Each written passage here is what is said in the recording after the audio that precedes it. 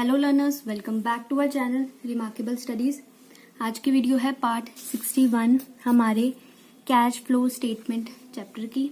आज इस पार्ट में हम सॉल्व करेंगे एक्सरसाइज का question number 48 TS Grewal book का कैश फ्लो स्टेटमेंट चैप्टर का क्वेश्चन नंबर 48। चलिए सबसे पहले हम जो है वो क्वेश्चन रीड करते हैं कि आपको क्वेश्चन में जो है वो क्या क्या पर्टिकुलर्स गिवन है। उसके बाद हम पहले अपने प्रिपेयर करेंगे वर्किंग नोट्स और उसके बाद हम प्रिपेयर करेंगे हमारे फेयर नोट्स। आप देख सकते हैं यहाँ पर मैंने क्वेश्चन को जो है वो नोट डाउन करा हुआ है। आपको एक बैलेंस शीट क्वेश्चन में गिवन है। बैलेंस शीट में आपको 2 इयर्स का डेटा गिवन है, 2014 का और 15 का। 2014 जो है ये आपका ओपनिंग ईयर है और जो 2015 है ये आपका क्लोजिंग ईयर है। अब हम पहले रीड करेंगे हमारी बैलेंस शीट और मैंने बैलेंस शीट का कौन सा पार्ट, कौन सी आइटम किस पार्ट में समझाई है, मैं आपको उन पार्ट्स के बारे में साथ साथ ही बताती जाऊंगी। अगर आपको कोई भी डाउट हो किसी भी पॉइंट में तो आप उन पार्ट्स को जो है वो चेक कर सकते हैं। सबसे पहले देखिए आपको क्वेश्चन में गिवन है शेयर कैपिटल। शेयर कैपिटल को हम इंक्लूड करते हैं हमारी फाइनेंसिंग एक्टिविटीज में, जिसे मैंने पार्ट 3 में जो है वो समझाया है। मैं आपको प्लेलिस्ट का लिंक जो है वो डिस्क्रिप्शन बॉक्स में दे दूंगी। आप उस लिंक के ऊपर क्लिक करें तो आपको पूरी प्लेलिस्ट जो है वो, पूरी वीडियोस जो है वो इस चैप्टर की मिल जाएंगी। उसके बाद आपको क्वेश्चन में गिवन है reserves and surplus. Reserves and surplus के लिए आपको जो है वो नोट नंबर 1 जो है वो क्वेश्चन में मेंशन है। अब आपको इस नोट नंबर 1 से जो है वो सारी पर्टिकुलर्स को चेक करना है। सबसे पहले देखिए आपको नोट्स टू अकाउंट में बताया गया है रिजर्व्स एंड सरप्लस। उसमें आपको बैलेंसेस गिवन है surplus, that is balance in the statement of profit and loss. ये जो फर्स्ट पॉइंट है हम इसे यूज करेंगे हमारी ऑपरेटिंग एक्टिविटीज में, जब हम net profit before tax and extra ordinary items को जो है वो कैलकुलेट करेंगे, जो मैंने आपको जो है वो पार्ट 5 में इन डिटेल समझाया है। यहाँ पर आप देखिए आपको यहाँ पर ओपनिंग ईयर में जो है वो लॉस गिवन है। ओपनिंग ईयर में लॉस अगर आपको गिवन है तो उसका एक बहुत ही इम्पोर्टेंट पॉइंट होता है डिविडेंड से रिलेटेड। क्या पॉइंट होता है डिविडेंड से रिलेटेड, ये मैंने जो है वो पार्ट 51 जिसमें क्वेश्चन नंबर 38 सॉल्व करवाया है उसमें मैंने इन डिटेल समझाया है। तो आप एक बार ये पार्ट जो है वो चेक जरूर करें, डिविडेंड का क्या पॉइंट है क्वेश्चन में। उसके बाद आपको क्वेश्चन में गिवन है non current liabilities. Non current liabilities में आपको गिवन है लॉन्ग टर्म बोरोइंग्स और लॉन्ग टर्म बोरोइंग्स के लिए आपको मेंशन है नोट नंबर 2। नोट नंबर 2 में आपको बताया गया है कि लॉन्ग टर्म बोरोइंग्स में आपके पास है 12% डिबेंचर्स। आपके पास जो है वो 12% के डिबेंचर्स हैं लॉन्ग टर्म बोरोइंग्स में, जिनका आपको ओपनिंग और क्लोजिंग बैलेंस गिवन है। डिबेंचर्स को हम इंक्लूड करते हैं हमारी फाइनेंसिंग एक्टिविटीज में, जिन्हें मैंने पार्ट 3 में जो है वो इन डिटेल समझाया है। आपको क्वेश्चन में यहाँ पर एक प्रीफिक्स गिवन है 12% का डिबेंचर्स के आगे। आपको इस प्रीफिक्स को भी जो है वो अपने क्वेश्चन में एडजस्ट करना है। कैसे एडजस्ट करना है ये मैंने आपको समझाया है पार्ट 39 और पार्ट 40 में इन डिटेल, कि हम इस प्रीफिक्स को किस तरह से एडजस्ट करते हैं मैंने विद एग्जांपल समझाया है। आप एक बार 39 और 40 पार्ट भी जो है वो जरूर चेक करें। उसके बाद आपको क्वेश्चन में गिवन है करंट लायबिलिटीज। करंट लायबिलिटीज में आपको गिवन है short term borrowings and short term provisions. इन दोनों के लिए ही आपको जो है वो नोट नंबर जो है वो क्वेश्चन में मेंशन है।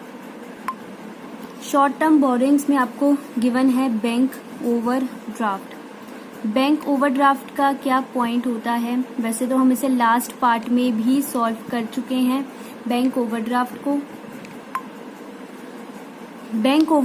को हम अपनी जो है वो फाइनेंसिंग एक्टिविटीज में इंक्लूड करते हैं। इसे भी मैंने जो है वो पार्ट 3 में जो है वो समझाया है। वैसे तो अगर आपने पार्ट 60 जो इससे पहले का पार्ट है उसे चेक कर लिया है तो आप आपको अब इस पॉइंट के बारे में जो है वो सारी क्लैरिटी हो चुकी होगी। मैंने लास्ट पार्ट में भी जो है वो इसका अकाउंट बनाकर ही समझाया था कि हम इसे किस तरह से जो है वो ट्रीट कर सकते हैं। इस क्वेश्चन में भी मैं दोबारा बता दूंगी, बट अगर कोई डाउट हो तो आप पार्ट 60 जो है वो ज़रूर चेक करें। उसके बाद आपको क्वेश्चन में गिवन है short term provisions. Short term provisions में आपको गिवन है provision for tax. Provision for tax जो है वो मैंने इन डिटेल पार्ट 9 में समझाया है विद एग्जाम्पल कि हम इसे किस तरह से सॉल्व कर सकते हैं। 3 पॉइंट्स बताए थे, उसमें 3 तरह से आपको प्रोविजन फॉर टैक्सेशन का पॉइंट जो है वो आ सकता है सॉल्व करने के लिए, और इसे हम यूज करेंगे हमारी ऑपरेटिंग एक्टिविटीज में। उसके बाद टेंजिबल एसेट्स। उसके बाद अब देखिए आपको एसेट साइड पर क्या क्या आइटम्स गिवन है। आपको गिवन है फिक्स्ड एसेट्स। फिक्स्ड एसेट्स में आपको गिवन है टेंजिबल एसेट्स और इनटेंजिबल एसेट्स। इन दोनों से रिलेटेड भी आपको जो है वो क्वेश्चन में नोट नंबर मेंशन है। सबसे पहले आपको दिया गया है टेंजिबल एसेट्स। टेंजिबल एसेट्स में आपको गिवन है मशीनरी के बैलेंसेस और एक्यूमुलेटेड डेप्रिसिएशन के बैलेंसेस। अब आपको एक्यूमुलेटेड डेप्रिसिएशन के बैलेंसेस जो है वो क्वेश्चन में गिवन है। इट मीन्स आपको यहाँ पर डेप्रिसिएशन का ट्रीटमेंट नंबर 2 जो है वो यूज करना है, जो मैंने आपको पार्ट 31 में इन डिटेल विद एग्जांपल समझाया है। उसके बाद आपको इंटेंजिबल एसेट्स में गिवन है गुडविल। गुडविल को हम हमारी ऑपरेटिंग एक्टिविटीज में भी ट्रीट कर सकते हैं, या फिर हम इसे इन्वेस्टिंग एक्टिविटीज में भी जो है वो ट्रीट कर सकते हैं। दोनों में से कोई एक ट्रीटमेंट ही हमने करना होता है। वो जब हम प्रिपेयर करेंगे अकाउंट अपना, आपको वहां से जो है वो क्लियर हो जाएगा कि हमने इन दोनों में से किस एक्टिविटी में जो है वो गुडविल को लिखना है। बाकी मैंने डिटेल्ड एक्सप्लेनेशन जो है वो पार्ट 21 में, जिसमें मैंने क्वेश्चन नंबर 12 सॉल्व करवाया है, उसमें मैंने जो है वो गुडविल के बारे में भी एक्सप्लेन किया है। तो आप इस पार्ट को भी जो है वो जरूर चेक करें। नेक्स्ट आपको जो है देखिए क्वेश्चन में गिवन है non current investment. Non current investment, अब आपको यहाँ क्वेश्चन में बताया नहीं है कि ये इन्वेस्टमेंट हमने किस में करी हुई है। जैसे इन्वेस्टमेंट हम सिक्योरिटीज में भी कर सकते हैं या फिर प्रॉपर्टी में भी जो है वो कर सकते हैं। जब आपको मेंशन ना हो कि ये इन्वेस्टमेंट किस आइटम में हमने करी है, तो आप अज्यूम कर लीजिए कि आपने जो है ये इन्वेस्टमेंट सिक्योरिटीज में की है। आपने ये इन्वेस्टमेंट जो है वो सिक्योरिटीज में की है। और हम इस अब नॉन करंट इन्वेस्टमेंट को किस तरह से ट्रीट करते हैं, ये मैंने इन डिटेल पार्ट 35 में समझाया है, जहां पर मैंने क्वेश्चन नंबर 24 जो है वो सॉल्व करवाया है। जो इन्वेस्टिंग नॉन करंट इन्वेस्टमेंट है, हम इसे जो है वो अपनी इन्वेस्टिंग एक्टिविटीज में जो है वो इंक्लूड करते हैं। तो आप पार्ट 35 जो है वो एक बार जरूर चेक करें डिटेल एक्सप्लेनेशन के लिए। उसके बाद आपको क्वेश्चन में गिवन है करंट एसेट्स। करंट एसेट्स में आपको सबसे पहले गिवन है करंट इन्वेस्टमेंट। करंट इन्वेस्टमेंट हमारी एक तरह की मार्केटेबल इन्वेस्टमेंट होती है या फिर शॉर्ट टर्म इन्वेस्टमेंट होती है। इसे मैंने समझाया है पार्ट 57 में। तो आप पार्ट 57 को एक बार जरूर चेक करें इस करंट इन्वेस्टमेंट का मीनिंग इन डिटेल समझने के लिए।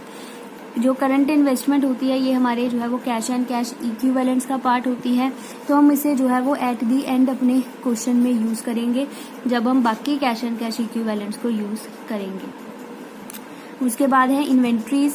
इन्वेंट्रीज करंट एसेट है एक तरह का, तो इसे आपको जो है वो अपनी वर्किंग कैपिटल में एडजस्ट करना है। WC मीन्स वर्किंग कैपिटल, जब हम adjustment for working capital solve करेंगे। अब इसे कैसे सॉल्व करते हैं ये मैंने इन डिटेल पार्ट 7 में जो है वो समझाया है। इन्वेंट्रीज के साथ आपको जो है वो नोट नंबर मेंशन है, नोट नंबर 7। और यहाँ पर आपको इन्वेंट्रीज में जो है वो स्टॉक इन ट्रेड के बारे में बताया गया है। आपको ओपनिंग और क्लोजिंग बैलेंस जो है वो इन्वेंट्रीज का गिवन है। आपको बस इन्हें कंपेयर करना है, इंक्रीज हो रहा है या फिर डिक्रीज हो रहा है, जैसे हम अभी तक बाकी के क्वेश्चंस में सॉल्व करते आए हैं। उसके बाद आपको लास्ट आइटम आपके क्वेश्चन में गिवन है कैश एंड कैश इक्विवेलेंस की। कैश एंड कैश इक्विवेलेंस को भी हम एट दी एंड जो है वो अपने क्वेश्चन में यूज करेंगे। अब 2 हमारे पास कंपोनेंट्स हैं कैश एंड कैश इक्विवेलेंट्स के। इन्हें मैं दोबारा आपको बता भी दूंगी कि हम एट लास्ट इन्हें एडजस्ट कैसे करते हैं। बाकी आप पार्ट 57, पार्ट 58 और पार्ट 60 ये 3 पार्ट्स भी जो है वो ज़रूर चेक करें। उनमें भी जो है ये करंट इन्वेस्टमेंट का पॉइंट आता है इन तीनों क्वेश्चंस में। यहाँ से भी आपको जो है वो काफ़ी पॉइंट्स क्लियर हो जाएंगे। और आपको एडिशनल इन्फॉर्मेशन भी जो है वो क्वेश्चन में गिवन है। एडिशनल इन्फॉर्मेशन में आपको सबसे पहले बताया गया है कि हमने जो 12% डिबेंचर्स हैं उन्हें रिडीम करा है 31 मार्च 2015 को। हम इसे भी अपने क्वेश्चन में यूज़ करेंगे इस एडजस्टमेंट को। उसके बाद आपको बताया गया है tax of 70,000 was paid during the year. हमने 70,000 का जो टैक्स है वो पे कर दिया है। यहाँ पर हमें पेड की अमाउंट गिवन है तो हम मेड जो है वो क्वेश्चन में कैलकुलेट कर लेंगे। चलिए लर्नर्स, अब मैंने आपको सभी पॉइंट समझा दिए हैं कि हमने किस आइटम को जो है वो कहाँ पर लिखना है। अब हम जो है वो अपने वर्किंग नोट्स प्रिपेयर करना जो है वो स्टार्ट करते हैं। सबसे पहले हम प्रिपेयर करेंगे हमारा फर्स्ट वर्किंग नोट जो है net profit before tax and extra ordinary items का। यहाँ पर आपको बैलेंसेस जो है वो बैलेंस शीट के अंदर या फिर जहाँ पर नोट्स टू अकाउंट में गिवन है, तो इट मीन्स हम यहाँ पर जो है वो पॉइंट यूज करेंगे जो मैंने आपको पार्ट 5 में 3rd केस जो है वो समझाया था। जब हमें बैलेंस शीट के अंदर बैलेंसेस गिवन हो या फिर हमें अगर नोट्स टू अकाउंट में भी बैलेंसेस गिवन है, ठीक है, रिजर्व्स एंड सरप्लस के अंदर, तो आपको जो है वो यही वाला पॉइंट जो है वो यूज करना है। तो हम सबसे पहले यहाँ पर लिखेंगे net profit as per profit and loss. यहाँ हम लिखते हैं सबसे पहले closing balance of profit and loss, फिर हम माइनस करते हैं opening balance of profit and loss. Closing balance आपको क्वेश्चन में गिवन है 2 लाख। उसके बाद आपको यहाँ से माइनस करना है 50,000 जो ऑलरेडी ही आपको नेगेटिव में क्वेश्चन में गिवन है। ध्यान दीजिए, आपको 50,000 जो है वो ऑलरेडी नेगेटिव में ही गिवन है और आपको इसे करना भी माइनस है। इट मीन्स कि आपको इस तरह से लिखना है 2 लाख है आपके पास क्लोजिंग बैलेंस, आपने इसमें से माइनस करना है 50,000 जो ऑलरेडी नेगेटिव का है।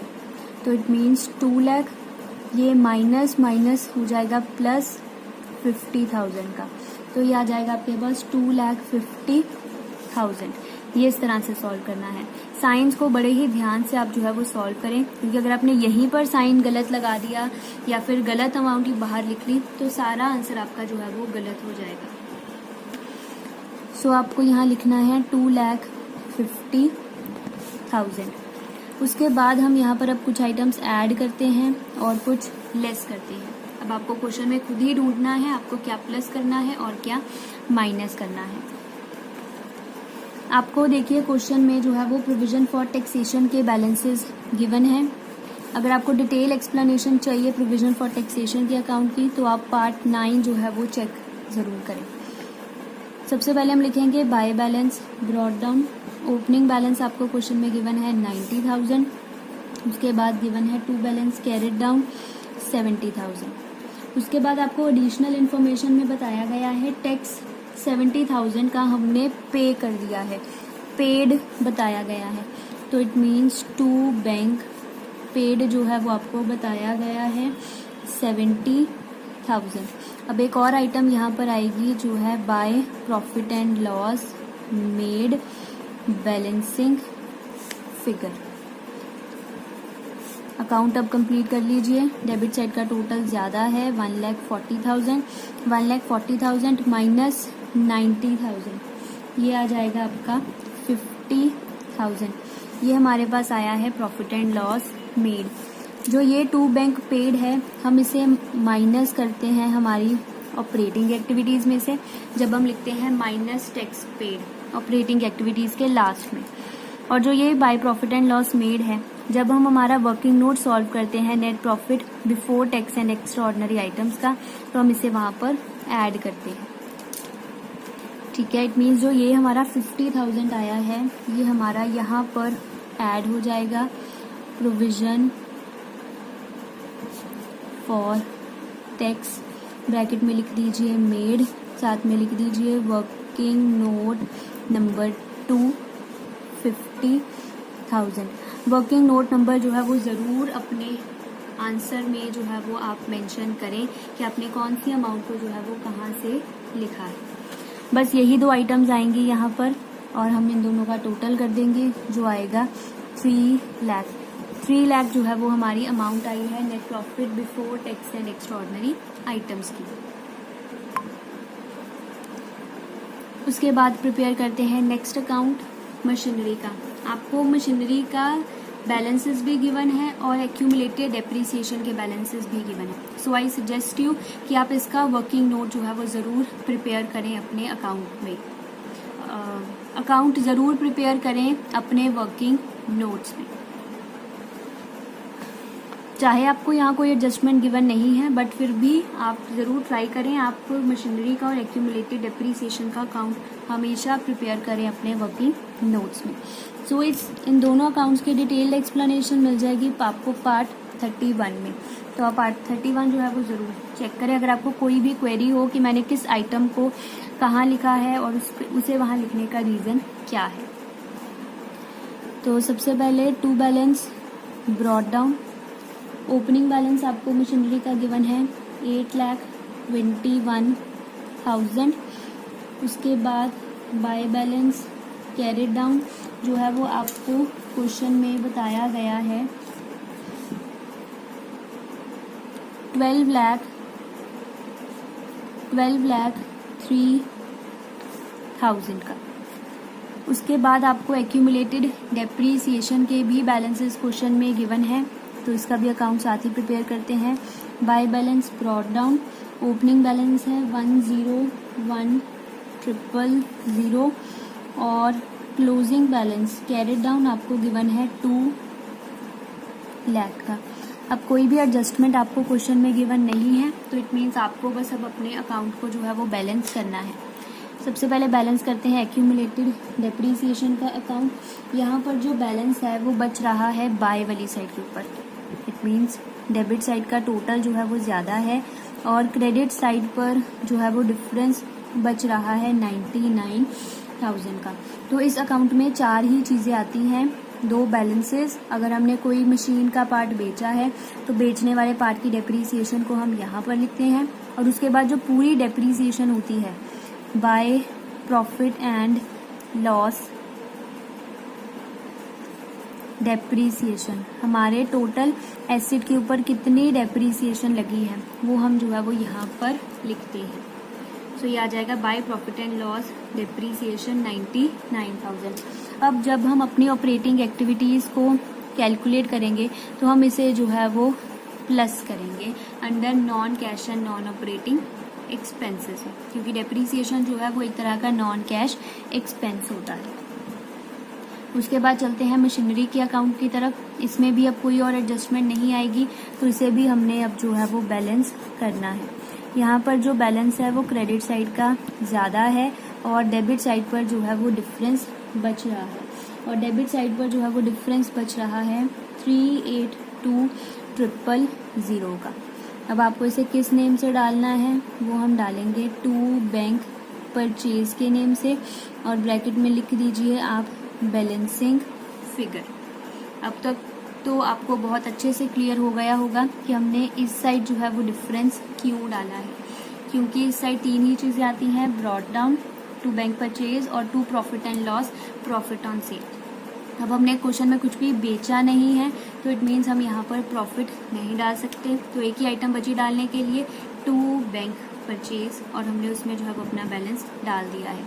अब जब हम अपना इन्वेस्टिंग एक्टिविटीज़ को सॉल्व करेंगे तब हम इस टू बैंक को जो है वो वहाँ से माइनस करेंगे।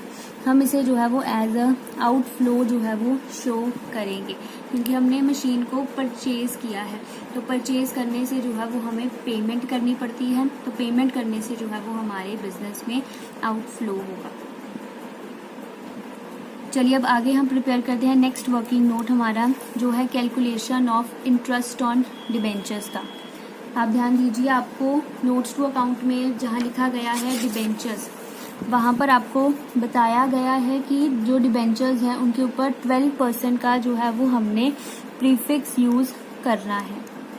तो आपको उस प्रीफिक्स को यूज़ करके जो है वो इंटरेस्ट कैलकुलेट करना है। अब पॉइंट आता है कि आपको इंटरेस्ट किस अमाउंट के ऊपर जो है वो कैलकुलेट करना है। सबसे पहले आप जो है वो चेक कीजिए कि आप नए डिबेंचर्स इशू कर रहे हैं या फिर रिडीम कर रहे हैं। आपको देखिए क्वेश्चन में बताया भी गया है कि हमने जो डिबेंचर्स हैं उन्हें रिडीम किया है। रिडीम मीन्स हमने उनकी रीपेमेंट कर दी है। और यहाँ से भी आपको क्लियर हो रहा है कि 5 लाख के डिबेंचर्स थे और ओपनिंग में अब उनकी वैल्यू 4,50,000 है। इट मीन्स डिबेंचर्स जो है वो डिक्रीज हो रहे हैं। इट मीन्स हमने जो है वो डिबेंचर्स वापस कर दिए हैं लोगों को, हमने रिडीम कर दिए हैं डिबेंचर्स। अब क्वेश्चन में आपको मेंशन है कि हमने डिबेंचर्स को रिडीम करा है ऑन 31 मार्च 2015। इट मीन्स कि हमने उन्हें 31 मार्च 2015 को रिडीम करा है। इट मीन्स हमने उन्हें जो है वो एट दी एंड रिडीम करा है, क्लोजिंग ईयर में। ठीक है, एट दी एंड। तो अब याद कीजिए पार्ट 40 मैंने आपको उसमें समझाया था, अगर हम एट दी एंड रिडीम करते हैं तो हमें इंटरेस्ट किसके ऊपर कैलकुलेट करना है, ओपनिंग बैलेंस के ऊपर। अगर इन द बिगिनिंग रिडीम करें तो अगर इन द बिगिनिंग रिडीम करें तो क्लोजिंग बैलेंस के ऊपर इंटरेस्ट लगा दीजिए। अगर एट दी एंड रिडीम कर रहे हैं तो ओपनिंग बैलेंस के ऊपर जो है वो आप अपना इंटरेस्ट कैलकुलेट कर लीजिए। अब हम यहाँ पर एट दी एंड रिडीम कर रहे हैं तो आपको ओपनिंग बैलेंस के ऊपर जो है वो इंटरेस्ट कैलकुलेट करना है। ओपनिंग बैलेंस आपको देखिए क्वेश्चन में गिवन है 5 लाख का। 5 लाख के ऊपर आपको लगाना है 12%। ये पूरे हमने 12 महीने का ही जो है वो कैलकुलेट करना होता है। तो यहाँ पर अमाउंट आ जाएगी 60,000। 60,000 हमारी अमाउंट आई है इंटरेस्ट ऑन डिबेंचर्स की। अब जो ये 60,000 आया है आपने इसे 2 जगह पर लिखना है। एक तो आपने इसे जो है वो यूज़ करना है अपनी ऑपरेटिंग एक्टिविटीज़ में, जहाँ पर हम इन्हें प्लस करेंगे 60,000 को अंडर नॉन कैश या नॉन ऑपरेटिंग एक्सपेंसेस में। और दूसरा ट्रीटमेंट होगा आपको इसे जो है वो फाइनेंसिंग एक्टिविटीज़ में से माइनस करना है। ये 2 ट्रीटमेंट आपको इसके करने हैं। उसके बाद चलते हैं नेक्स्ट अकाउंट की तरफ, जो है हमारे गुडविल का। गुडविल के अकाउंट की भी डिटेल एक्सप्लेनेशन जो है वो आपको मिल जाएगी पार्ट 21 में, जिसमें क्वेश्चन नंबर 12 मैंने जो है वो सॉल्व किया है कि मैंने किस आइटम को कहाँ पर क्यों लिखा है। ये आपको यहाँ से समझ आ जाएगा पार्ट 21 से। तो सबसे पहले लिखिए to balance brought down. Opening balance आपको गुडविल का गिवन है 30,000। उसके बाद by balance carry down. Closing balance जो है वो आपको गिवन है 20,000। अब कोई भी एडजस्टमेंट आपको क्वेश्चन में गिवन नहीं है गुडविल से रिलेटेड, तो इट मीन्स अब हमें जो है वो अपने अकाउंट को कंप्लीट करना है। सो यहाँ पर जो टोटल है वो डेबिट साइड का ज़्यादा है और क्रेडिट साइड पर डिफरेंस बच रहा है 10,000 का। तो इसे हम डाल देंगे by profit and loss return of के नेम से और साथ में लिख दीजिए बैलेंसिंग फिगर 10,000। अब हमने जो ये 10,000 आया है हम इसे इंक्लूड करेंगे हमारी ऑपरेटिंग एक्टिविटीज़ में। हम इसे ऐड कर देंगे क्योंकि हमने जो है वो गुडविल को राइट ऑफ कर दिया, तो हम इसे जो है वो ऐड करेंगे ऑपरेटिंग एक्टिविटीज़ में। अगर आप चाहें तो आप इसे ओरली भी कर सकते हैं। पहले बैलेंस था गुडविल का 30,000, अब हो गया है 20,000। इट मीन्स गुडविल की वैल्यू डिक्रीज हो रही है। इट मीन्स हमने उसे जो है वो राइट ऑफ कर दिया है। राइट ऑफ कितनी अमाउंट से किया है, 10,000 से, दोनों का जो डिफरेंस होगा। तो आप इसे ओरली भी जो है वो सॉल्व कर सकते हैं। अकाउंट बनाना चाहें तो आप अकाउंट भी इसका जो है वो प्रिपेयर कर सकते हैं। नेक्स्ट चलते हैं अपने नेक्स्ट अकाउंट की तरफ, जो है नॉन करंट इन्वेस्टमेंट का अकाउंट। ये अकाउंट भी मैंने जो है वो इन डिटेल आपको समझाया है पार्ट 35 में, जिसमें क्वेश्चन नंबर 24 मैंने सॉल्व करवाया है। सबसे पहले हम यहाँ पर लिखेंगे to balance brought down. Opening balance आपको जो है वो इन्वेस्टमेंट का आपके क्वेश्चन में गिवन है 75,000 और closing balance by balance carried down, closing balance आपको गिवन है 1 लाख का। इससे भी रिलेटेड कोई और एडजस्टमेंट नहीं है क्वेश्चन में, नॉन करंट इन्वेस्टमेंट से रिलेटेड। तो इट मीन्स अब हमें इस अकाउंट को बैलेंस करना है। यहाँ पर जो बैलेंस है वो डेबिट साइड पर बच रहा है 25,000 का, तो आपको इसे डाल देना है टू बैंक परचेज के नेम से बैलेंसिंग फिगर, और आपका ये अकाउंट जो है वो कंप्लीट हो गया है। अब जो ये टू बैंक परचेज है हम इसे यूज़ करेंगे हमारी इन्वेस्टिंग एक्टिविटीज़ में एज अ आउटफ्लो शो करने के लिए, क्योंकि हमने नई इन्वेस्टमेंट जो है उसे खरीदा है, परचेज करा है, तो परचेज करने के लिए हमें जो है वो पेमेंट करनी पड़ेगी, तो हम इसे जो है वो एज अ आउटफ्लो शो करेंगे। ठीक है, अब मैंने यहाँ पर to profit and loss, profit में भी डिफरेंस नहीं डाला है, उसका भी रीज़न सेम है जो मैंने आपको मशीनरी का एक्सप्लेन किया है। आप इसे चाहते हैं तो आप इसे ओरली भी जो है वो सॉल्व कर सकते थे, क्योंकि एडजस्टमेंट क्वेश्चन में कोई भी गिवन नहीं थी। ओपनिंग बैलेंस है 75,000, क्लोजिंग है 1 लाख। ठीक है, हमारी इन्वेस्टमेंट बढ़ गई है, इट मीन्स हमने और इन्वेस्टमेंट करी है और इन्वेस्टमेंट को खरीद लिया है, परचेज करा है नई इन्वेस्टमेंट को, तभी बैलेंस हमारा बढ़ेगा। तो इट मीन्स परचेज करा है, तो इट मीन्स हमने जो है वो पेमेंट की होगी, पेमेंट करेंगे हम 25,000 की, जो दोनों का डिफरेंस होगा। तो आप चाहें तो आप इसे ओरली भी सॉल्व कर सकते हैं। उसके बाद चलते हैं नेक्स्ट अकाउंट की तरफ, जो है शेयर कैपिटल का अकाउंट। शेयर कैपिटल के अकाउंट की डिटेल्ड एक्सप्लेनेशन आपको मिलेगी पार्ट 46 में, जिसमें क्वेश्चन नंबर 33 मैंने सॉल्व करवाया है। मैंने विद जर्नल एंट्री समझाया है कि हम शेयर कैपिटल का अकाउंट किस तरह से जो है वो प्रिपेयर करते हैं। सबसे पहले आपको यहाँ पर लिखना है by balance brought down. Opening balance given है 4 लाख, उसके बाद to balance carry down, closing balance आपको गिवन है 5 लाख। कोई भी एडजस्टमेंट क्वेश्चन में गिवन नहीं है, तो इट मीन्स अब आपको अपने इस अकाउंट को बैलेंस करना है। सो यहाँ जो डिफरेंस है, जो बैलेंस है वो डेबिट साइड का ज़्यादा है और क्रेडिट साइड का कम है। डिफरेंस यहाँ पर बच रहा है 1 लाख का। इस 1 लाख को हम किस नेम से डालेंगे, बाय बैंक के नेम से बैलेंसिंग फिगर, ब्रैकेट में लिख देंगे raising of share capital, raising of share capital. अब मैंने किस आइटम को, बैलेंसेस को इन बाय वाली साइड से क्यों स्टार्ट किया है, ये सब कुछ आपको जो है वो पार्ट 46 से क्लियर हो जाएगा।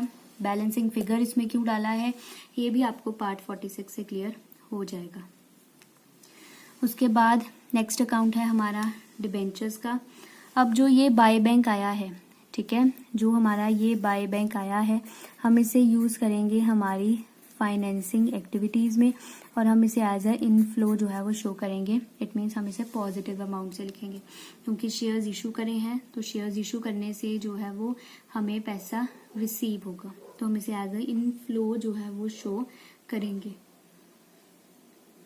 उसके बाद नेक्स्ट अकाउंट है आपका डिबेंचर्स का। डिबेंचर्स के अकाउंट की भी डिटेल्ड एक्सप्लेनेशन आपको पार्ट 46 क्वेश्चन नंबर 33 से मिल जाएगी। मैंने इसमें भी विद जर्नल एंट्री समझाया है कि डिबेंचर का अकाउंट हम किस तरह से प्रिपेयर करते हैं। सबसे पहले by balance brought down. Opening balance आपको गिवन है 5 लाख और to balance carried down. Closing balance आपको गिवन है 450। अब आपको एडिशनल इन्फॉर्मेशन में एक एडजस्टमेंट गिवन है कि हमने डिबेंचर्स को रिडीम कर दिया है, रिडीम किया है, बताया गया है, तो इट मीन्स आपका जो डिफरेंस है वो टू बैंक वाली साइड ही बचना चाहिए, टू बैंक रिडेम्पशन। ठीक है, अमाउंट यहाँ आ जाएगी 50,000, क्योंकि इस साइड जो है वो 50,000 का बैलेंस जो है वो कम था, और हमारा ये अकाउंट जो है वो कंप्लीट हो गया है। क्वेश्चन में हमें बताया नहीं गया था कि हमने कितनी अमाउंट जो है वो रिडीम करी है, तो जितना बैलेंस बचा हमने वो पूरा डाल दिया है रिडेम्पशन में, टू बैंक रिडेम्पशन। अब हम इसे यूज़ करेंगे हमारी फाइनेंसिंग एक्टिविटीज़ में और हम इसे एज अ आउटफ्लो जो है वो शो करेंगे, क्योंकि हम रिडीम कर रहे हैं। रिडेम्पशन करने से हमें पेमेंट करनी पड़ेगी, ठीक है, लोगों को उनके पैसे वापस करने हैं तो हमें पेमेंट करनी पड़ेगी। तो इट मीन्स कि अब हम जो है वो इसे एज अ आउटफ्लो जो है वो अपने बुक्स में शो करेंगे। अगर आप चाहें तो आप इसे ओरली भी सॉल्व कर सकते थे, बट आपको एडिशनल इन्फॉर्मेशन में बताया गया है कि डिबेंचर्स रिडीम करे हैं तो आप इसका अकाउंट जो है वो ज़रूर प्रिपेयर करें। स्पेसिफिकली जो एडिशनल इन्फॉर्मेशन आपको गिवन है उससे रिलेटेड जो भी अकाउंट बनेगा आपको उसे ज़रूर बनाना ही बनाना है। इसके अलावा अगर आप शेयर कैपिटल की कोई एडजस्टमेंट नहीं है तो इसका आप चाहें तो ओरली कर सकते थे। सो ओपनिंग बैलेंस है 4 लाख, क्लोजिंग है 5 लाख। हमारा जो बैलेंस है शेयर कैपिटल का वो इंक्रीज हो गया है। इट मीन्स हमने नए शेयर्स जो हैं वो इशू किए हैं। इशू हमने किए हैं 1 लाख के शेयर्स, तो आप इसे सीधा भी लिख सकते थे रेजिंग ऑफ शेयर कैपिटल। नए शेयर्स हमने रेज करे हैं 1 लाख के। अकाउंट से भी 1 लाख ही अमाउंट आई है और ओरली करने से भी 1 लाख की ही अमाउंट आएगी। बट अगर आपको अकाउंट्स इजी लगते हैं तो अकाउंट्स आप ज़रूर प्रिपेयर करें, क्योंकि ज़्यादा टाइम नहीं लगता है अकाउंट्स को प्रिपेयर करने से। अकाउंट अगर आप प्रिपेयर करेंगे तो एक तरह से श्योरिटी हो जाती है, 100% आप श्योर हो जाएंगे कि आपने अपना जो क्वेश्चन है वो सॉल्व बिल्कुल ठीक किया है। उसके बाद चलते हैं लास्ट अकाउंट की तरफ। लास्ट अकाउंट है हमारा बैंक ओवरड्राफ्ट का। बैंक ओवरड्राफ्ट का अकाउंट जो है वो मैं आपको लास्ट पार्ट में भी समझा चुकी हूँ, पार्ट 60 में। कोई भी क्वेरी हो तो आप पार्ट 60 भी एक बार चेक कर सकते हैं।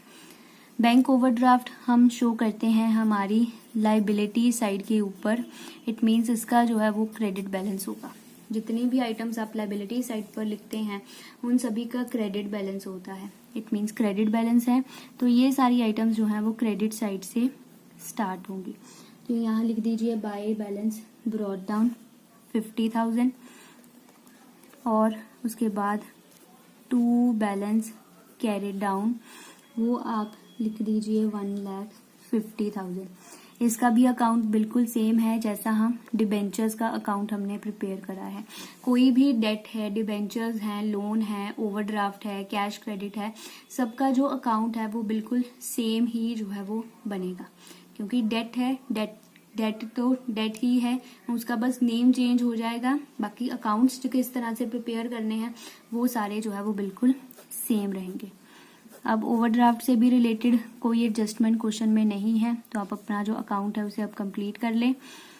डिफरेंस यहाँ पर क्रेडिट साइड पर बच रहा है 1 लाख का, तो आप इसे डाल दीजिए balance by bank balancing figure और लिख दीजिए रेजिंग ऑफ बैंक ओवरड्राफ्ट।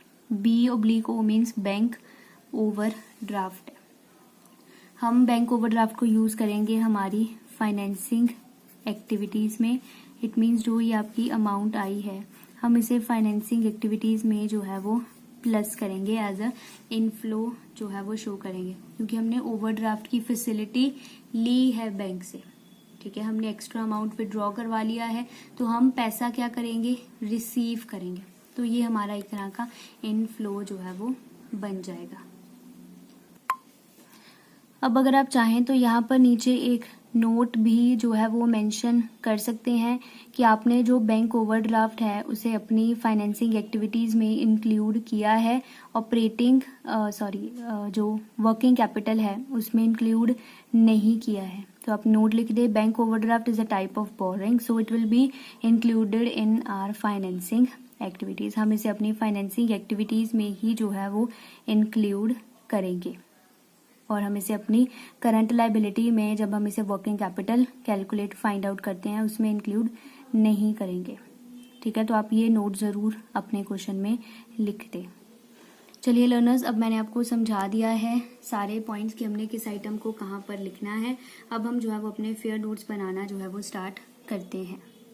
सबसे पहले जब भी आपको अपने फेयर नोट्स कंप्लीट करने हैं, स्टार्ट करना है उन्हें, तो आपको सबसे पहले ऊपर लिखना है cash flow statement for the year ending 31 मार्च 2015। यहाँ पर आपको मेंशन करना है आपका क्लोजिंग ईयर। क्लोजिंग ईयर है आपका 2015। तो आपको सबसे पहले यहाँ पर लिखना है cash flow from operating activity. सबसे पहले हम ए एक्टिविटी जो है वो सॉल्व करेंगे।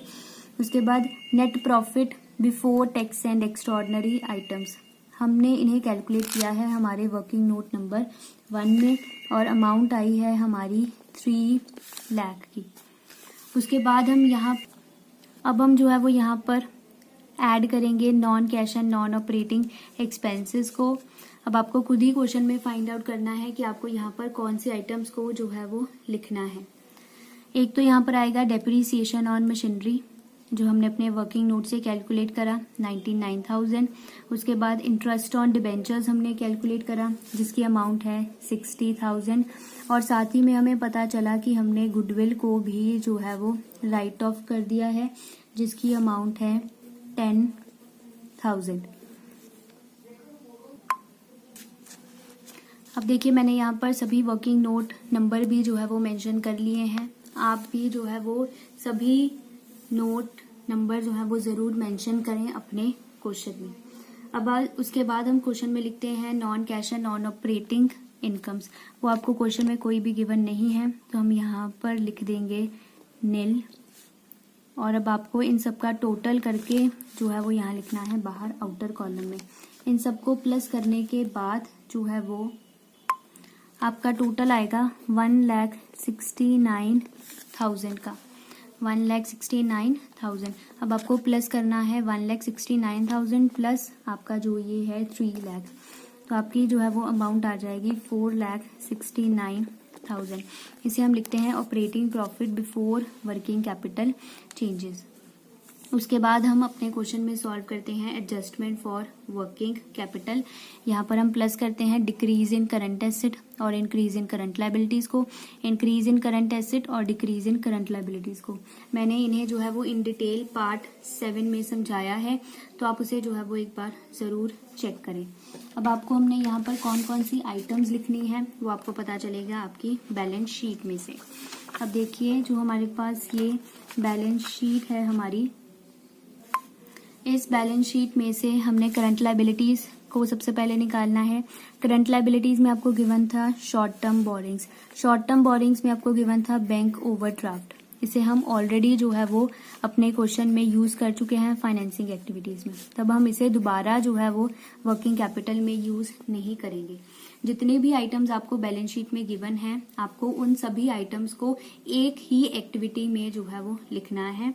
एक से ज्यादा एक्टिविटी में आप किसी भी बैलेंस शीट की आइटम को नहीं लिख सकते हैं, ठीक है। आपकी बुक में स्पेसिफिकली मेंशन है कि आपको ओवरड्राफ्ट को फाइनेंसिंग एक्टिविटीज में ही लिखना है, तो आपको इसे फाइनेंसिंग में ही लिखना है।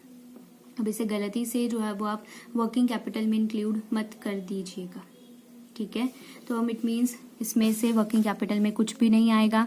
शॉर्ट टर्म प्रोविजंस में आपको बैलेंसेस गिवन थे प्रोविजन फॉर टैक्सेशन के, और उसे भी हम जो है वो अलग से क्वेश्चन में एडजस्ट करते हैं। इट मीन्स इसे भी हम अपनी वर्किंग कैपिटल में इंक्लूड नहीं करेंगे।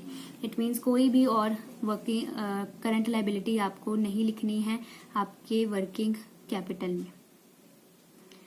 हमेशा आपको खुद ही ध्यान रखना है ये दोनों आइटम्स चाहे ओवरड्राफ्ट हो या प्रोविजन फॉर टैक्सेशन हो, आपको करंट लायबिलिटी के अंडर ही जो है वो गिवन होते हैं।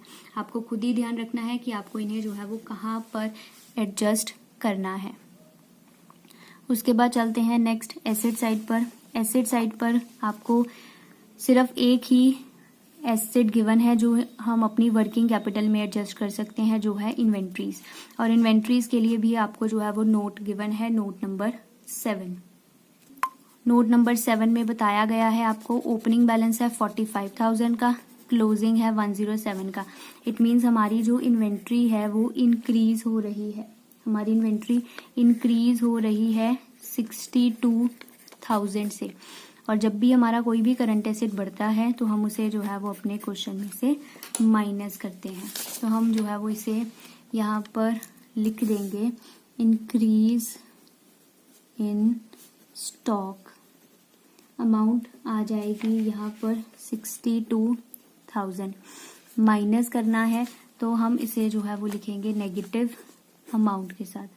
यहाँ पर लिख दीजिए नेल क्योंकि और कोई भी आइटम नहीं है। तो तो इट मीन्स ये 62,000 आ जाएगा यहाँ पर आउटर कॉलम में।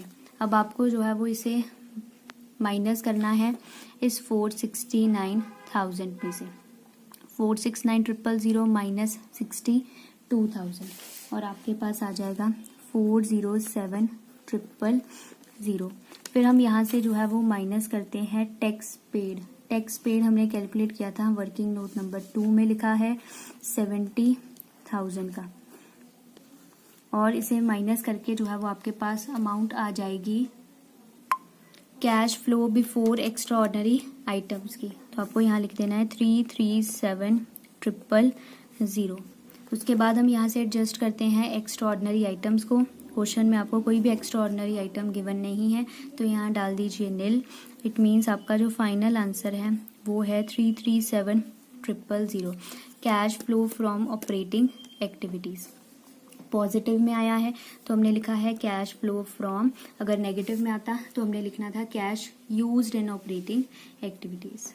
अब चलते हैं नेक्स्ट पार्ट की तरफ। बी पार्ट जो है cash flow from investing activities का। अब आपने जितने भी अपने क्वेश्चन में वर्किंग नोट्स में जो है वो एसेट्स के अकाउंट बनाए हैं, ठीक है, एसेट्स के अकाउंट में जहाँ भी टू बैंक या बाय बैंक आया है आपको उन सबको जो है वो यहाँ पर लिखना है। सबसे पहले हमने बनाया था मशीनरी का अकाउंट।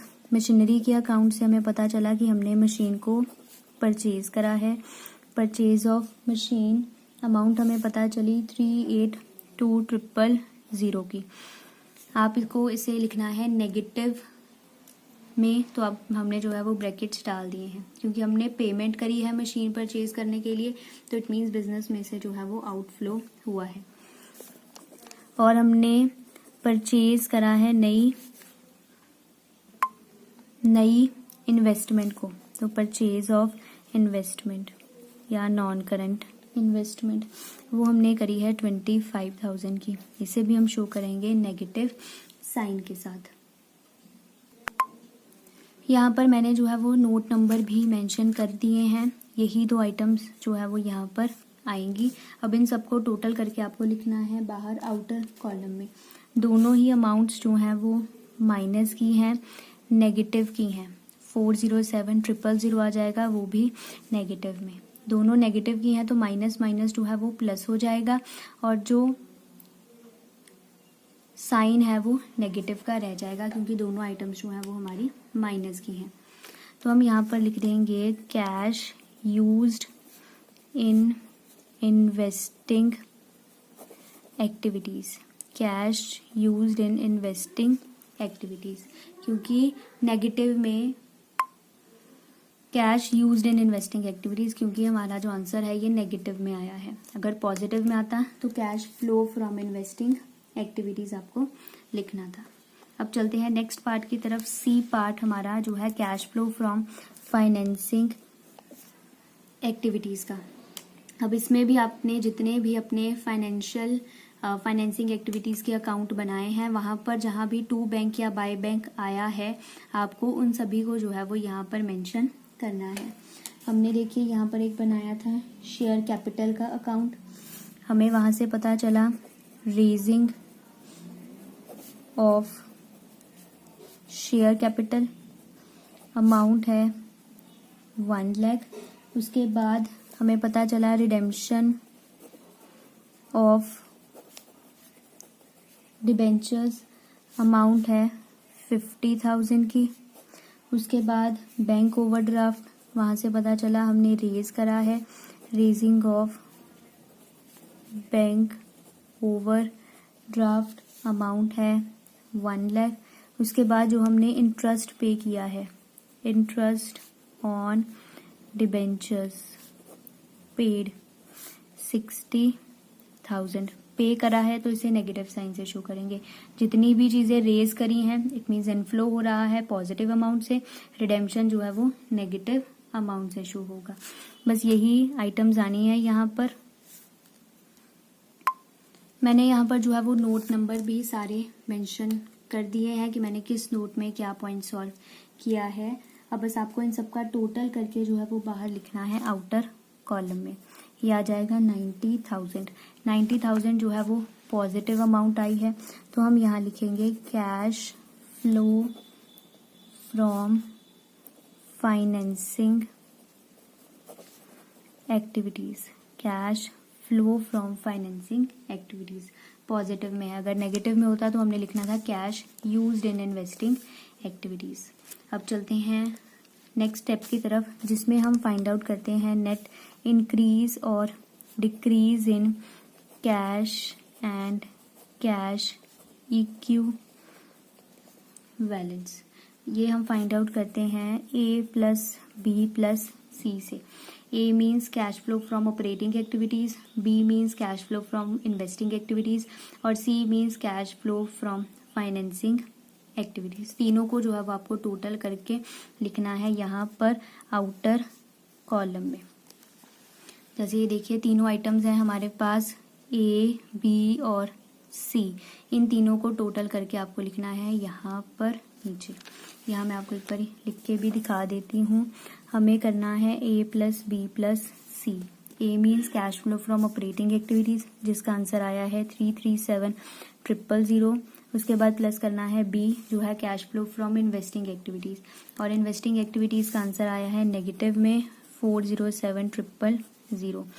उसके बाद प्लस करना है C पार्ट जो है cash flow from financing activities. Financing activities का आंसर है 90,000 जो अभी कैलकुलेट करा है। तब आप इसे सॉल्व कर दीजिए। 337,000 प्लस माइनस माइनस हो जाएगा 407,000 प्लस 90,000। इसे सॉल्व करके आपके पास आएगा 20,000। 20,000 पॉजिटिव में आया है, तो इट मीन्स हम यहाँ पर लिखेंगे net increase in cash and cash equivalence 20,000। अब हम यहाँ पर जो है वो आगे प्लस करेंगे। हमने यहाँ पर ऐड करना है opening balance of cash and cash equivalence. अगर आपने पार्ट 57 जो है वो ऑलरेडी सॉल्व कर लिया है, तो आप खुद ही जो है वो अब इस पॉइंट को सॉल्व कर सकते हैं। आपको अब क्वेश्चन में दो कंपोनेंट्स गिवन है कैश एंड कैश इक्विवेलेंट्स के, एक तो करंट इन्वेस्टमेंट और दूसरा आपको दिया गया है कैश एंड कैश इक्विवेलेंट्स। तो सबसे पहले हम दोनों कंपोनेंट्स को लिख देंगे। करंट इन्वेस्टमेंट, आपको करंट इन्वेस्टमेंट का ओपनिंग बैलेंस जो है वो यहाँ पर लिखना है, वो है 60,000। उसके बाद कैश एंड कैश इक्विवेलेंस का आपको जो है वो लिखना है opening balance. Cash and cash equivalence का ओपनिंग बैलेंस है 60,000। इट मीन्स ये आ जाएगा आपका 1,20,000। आपको प्लस करना है 20,000 प्लस 1,20,000। ठीक है, ये आपका आएगा 1,40,000। अब आपको क्वेश्चन में चेक करना है कि आपका ये आंसर ठीक है या फिर नहीं है। तो ये जो बैलेंस है वो इक्वल आना चाहिए closing balance of cash and cash equivalence के, जो आपको क्वेश्चन में गिवन होंगे। तो आपको क्वेश्चन में दो करंट कंपोनेंट्स गिवन है कैश एंड कैश इक्विवेलेंस के। तो आपको क्लोजिंग बैलेंस जो है वो करंट इन्वेस्टमेंट का गिवन है 50,000 और कैश एंड कैश इक्विवेलेंस का क्लोजिंग बैलेंस गिवन है 90,000 जो आएगा 1,40,000। इन दोनों का टोटल भी 1,40,000 बना है और इन दोनों का टोटल भी 1,40,000 ही बना है। इट मीन्स हमारा जो आंसर है वो बिल्कुल ठीक है। आपको इस क्वेश्चन में से जो है वो पूरे मार्क्स जो है वो मिल जाएंगे 6 out of 6। I hope learners ये क्वेश्चन आपको अच्छे से अब क्लियर हो गया होगा। ये एक बहुत ही इम्पोर्टेंट क्वेश्चन है एग्जाम पॉइंट ऑफ व्यू से। क्वेश्चन नंबर 47 भी और 48 भी, दोनों ही क्वेश्चन जो है वो बहुत ही ज़्यादा इम्पोर्टेंट है एग्जाम पॉइंट ऑफ व्यू से। तो आप इन दोनों क्वेश्चंस को जो है वो बहुत ही ध्यान से समझें कि मैंने इन्हें जो है वो किस तरह से सॉल्व करवाया है। अगर आपको अभी भी किसी भी पॉइंट में कोई डाउट है तो आप मुझे कॉमेंट सेक्शन में ज़रूर बताएं कि आपका डाउट जो है वो क्या है। आई विल ट्राई कि मैं आपकी जो क्वेरी है उसे जल्दी से जल्दी जो है वो दूर कर पाऊँ। और अगर आपको वीडियो अच्छी लगे तो वीडियो को लाइक ज़रूर करें और शेयर ज़रूर करें और मुझे कमेंट करके ज़रूर बताइए आपको ये वीडियो कैसी लगी। Thank you.